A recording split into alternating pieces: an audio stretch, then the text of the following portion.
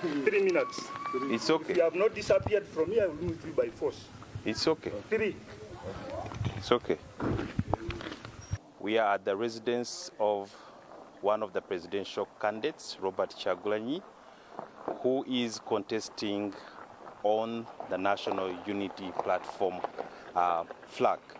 This is his residence. It has been under surveillance by police ever since the campaigns ended. That was on the 13th of January. We have been informed that we must leave this place. That is the order that we have gotten from police, and indeed we must vacate as they have ordered us to go. And they are saying we cannot access him today, and so we have to leave. And above his residence, there has been surveillance since he came back from the campaign trail, where there is a drone that flies above his residence, and you can see it's quite a formidable force around here.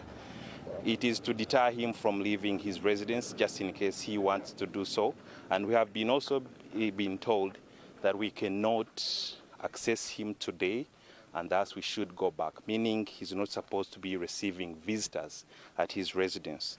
We are going to abide by their orders. We've been given 3 minutes to leave this very place, and you can see also here on this side, the police have already blocked the route to his residence, meaning no more vehicles allowed to pass for the moment, and it's not clear when they will be allowing people to get here.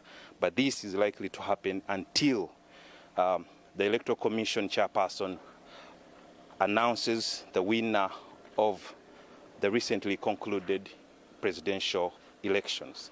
Back to you in the studio. The situation, as you've seen, is quite tense in Magere.